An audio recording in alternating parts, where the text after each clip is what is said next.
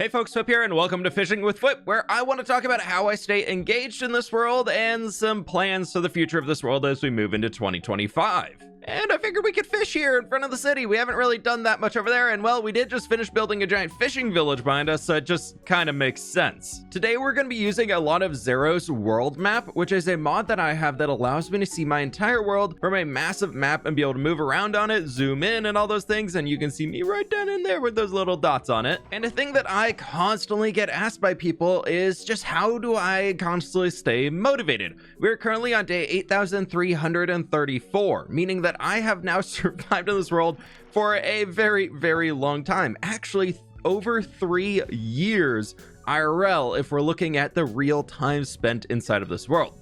This is all hardcore Minecraft, so that means we have not died in that time, and the total play count, just to really push it further, is 70.79 days. IRL days of playtime over those 3 years, which is a lot of hours.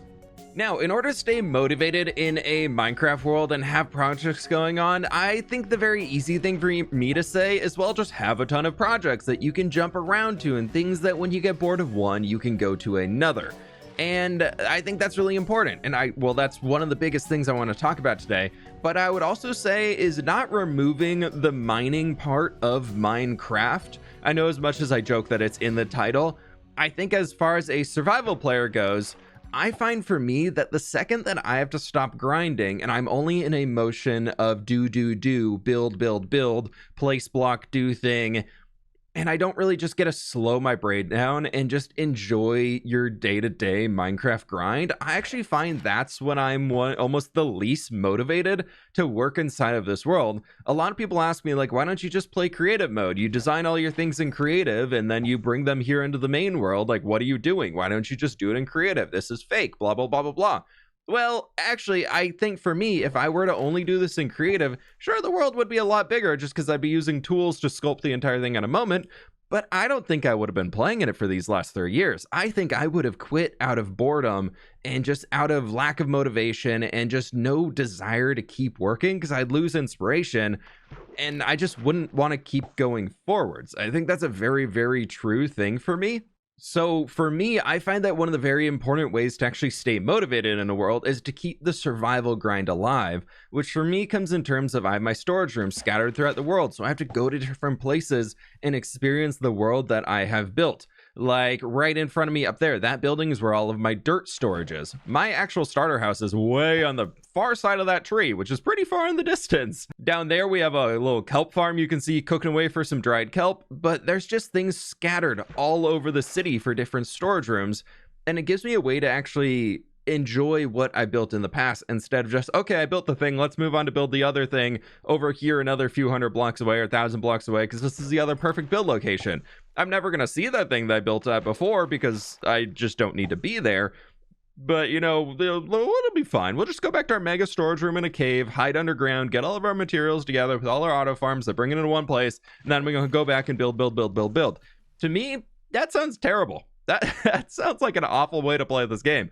I'm building a world. I want to experience the world that I'm building, and I think that's a very important part of it. So another rule on that I've kind of fudged a little bit. I'm more play it by myself on where I think it'll benefit me or hurt me is that I don't really use TNT dupers too much inside this world. And the reason why I say that it will benefit me versus hurt me is right underneath this building right here is actually an automatic mangrove tree farm because I hate chopping mangrove trees, but I love the block. So I built a farm because I found that if I didn't have that, I actually wouldn't use the block at all, or I would just be so annoyed. And then over here inside this rock, we have the same for the nether trees, which I find is also the same.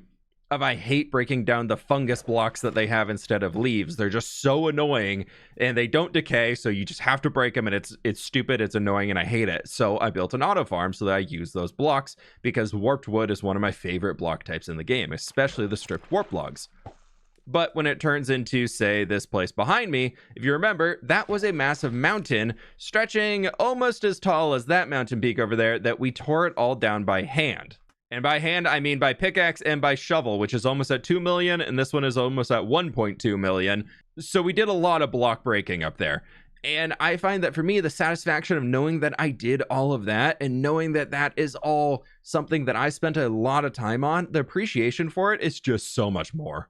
Sure, I could have saved a lot of hours, but I actually had a lot of fun because one of the benefits I have of being a Minecrafter is that I'm a content creator. So for a vast majority of the time that we spent in the near 200 hours it took to tear that thing down, I actually live streamed a massive chunk of that. So I got to hang out with my community and chat with y'all. So everything that I say here, take with a little bit of a grain of salt if you're a solo player and you don't create content, because I always have the caveat of I'm making content for somebody else. And I'm producing content, or I can turn on my live stream and have over 1,000 people to chat with. So keep that in mind when we're talking about this. This goes with any content creator that's making a video about how to stay motivated in your Minecraft world. It's all they're making content off of it. So that's a pretty easy way to stay motivated when, you know, this is my job. But I will say you can also be creating content for your friends. You don't have to be making videos. You don't have to be doing anything like that. If you're playing on a server with your friends and you have a good community there, maybe your classmates or work colleagues or just college friends, whatever it might be, just anybody who you're playing Minecraft with, siblings, family, whatever it might be. Like, that's a way to create content, to share things with other people. Don't just live in your base, like experience living in the world and playing Minecraft with everybody else who's on there. Work on some projects together. Maybe work on things where you help each other out. Like, you can build a farm that everybody has access to, like an iron farm or those types of things. Like, do projects that are gonna, other people are gonna be like, wow, that was really cool, thank you for doing that, that's gonna help us out so much here. Then you kind of get the satisfaction. It becomes a thing where you kind of are working together with other people, and then you can keep moving forward, and that'll help bring more ideas. I find for me, when I'm playing on SMPs, my favorite part of on an SMP with all of my friends is not making content with them. It's literally the times where after we've been recording content, and I know myself, Mog, and Shelby, and Catherine, and a few Sausage are super guilty of doing this. We'll finish recording a session, and we will just be sitting in a circle, like around this little island, jumping around it for a solid hour, just chatting and catching up and talking about what we're doing after we've recorded all of our content. Like, we're just there catching up as friends, hanging out, having a good time, talking about what we're going to be working on next. And that is, for me, super motivating on SMPs and my absolute favorite part of it. Honestly, I prefer single player Minecraft. I like to be fully in control of everything that I'm working on and everything around. I have a hard time letting go of some of those things, being like, ooh, you're building right there, I'm building here, I had a plan for the scenery over there, blah blah blah. Like, I don't have to worry about that in here. This is all my world. I can build wherever the heck I want. But I definitely get to the point where I'm missing hanging out with the friends and those just random jumping in a circle playing Minecraft and just chatting and catching up and all that good stuff. And then that is what motivates me to want to keep doing SMPs. It's just keeping those connections live. So maybe that's a way for you that you can connect with some of your friends and family and kind of have a new hobby together. Now, that's a good way to stay motivated and how I stay engaged in the world, but let's talk some projects here. We're going to be using this as a good reference point just to quickly jump around and more casually talk about the projects, because I'm going to assume that you're fairly familiar with my world, or you can at least get an idea on here. Also, if you want to see a full tour of this thing, there's a 2-hour video that is the last video that came live on this channel that is a full world tour of this entire place, hitting on every single build. So that's why we're not going to be walking around here, because I just spent 2 hours doing it. Actually, 3 hours. I edited so much of it down. Now, we're going to kind of be jumping around here, but up in this region, I have a horse racetrack that kind of zooms around all over here and all that stuff. One thing that is inside of this building is where I've been working on breeding the fastest possible horse in Minecraft. I currently have one. I think he's chilling somewhere. Don't add spoilers, but he's chilling somewhere over in there right now. And he is 0.002 or 0.003, I think, off of the fastest possible horse speed you can get in Minecraft. So we're getting pretty close on that. So I kind of want to work over in this region more to keep working on that and kind of decorate the horse racetrack out, turn this into some custom mountains over here, add some more bleachers and trees, and just turning into something more official of a racetrack than just kind of a path that goes through the wilderness right now. I think that could be fun, and then get some friends on for another event here that we could do, because we did that after I finished the first time. Could be cool. Coming right down this way, though, this point right here, that's stripped oak logs here in the birch forest. This is my donkey breeding area, where I'm currently working on getting the fastest possible donkey in Minecraft too. I'm not quite there yet. We're at 14.2 something, but we're like 0.12 off of the fastest possible donkey. So it's getting up there. We're really, really close. He's almost as fast as the horse currently. And then, you know what? Right here in the middle between those two, I want to create a space where we can breed mules, because if we bring the fastest horse over, we bring the fastest donkey over, we can start playing the lottery to see if we can get the fastest possible mule in Minecraft. Honestly, we might do that down here just because this is a big old hill and I've wanted to turn into some like town or castle or something. So that might take precedent over the mules, but we'll see on that one. Jumping back over to where we're currently at right now, I want to continue expanding this plains region out here and continue building on it, like farmhouses dotted around, fields filling it in, a new water mill right here. This place up here, I want to turn into a massive lake. Like you can kind of see this circular shape cut out there. I want to finish that going around this cliff edge and wrap it in here, because we're going to be doing a giant foliage themed academy up here. And they're going to have like farms out here for the students and all that. That's going to be filling a large section of the northern part of our city. So that's going to be going up there as a new project that I kind of want to start to tackle that. I don't think we'll finish that in this next year, but this is a massive project that I do want to tackle, as that leads into another part here that I want to do in the Plains region of we have this city harbor, which has pretty big boats inside of it and plans for future boats, with one there and probably two down along there. The problem is, if you zoom out here, this river doesn't go anywhere. So I've set up some beacons here. You can see those little white dots. Those are our beacons, as I'm going to be carving out a massive river that's going to go all the way through here, through this canyon. We're going to tear down this entire mountain, connect it into this river, and then bring it all the way out here to connect into the ocean, which actually connects to every single other civilization we currently have in the world. Now, I'm not at 1.21.4 yet, so I don't have a pale garden in this world. I'm going to update very, very soon. I've just been waiting for some mods, so we're going to have to probably delete some chunks and see if we can't prune some of those back and hopefully get a pale garden fairly close to home here, as that would be amazing, but it has not quite happened yet. But another project I do know that I want to work on, the problem with the Pale Garden is that if it's really, really far away, I don't want to travel there. I would lose motivation if I'm like, oh, I forgot spruce trapdoors. I have to go 10 minutes all the way back from thousands of blocks to boo, boo, boo, boo, boo, back home. And the boo, boo, boo, boo, boo, that sucks. Even when you're going through the nether, I hate doing it. Even Papyrus here is a little far for if you forget something. It's just annoying enough to where it's like, okay, I can do it, but I don't want to. Anyways, back to the savannah right here. I want to take this place and turn it into a new build style, something we haven't done so far. We have a village right here that I'd like to tear down and relocate it up into this region and almost do like a cattle themed environment. I've thought about doing something kind of Mediterranean themed, but on the Mediterranean theme, I want to turn these islands here. This is probably a next 2 years project, because it's a pretty massive land space if you look at it. It's bigger than our city. It's like 3 times the length of the city, if not a little bit more.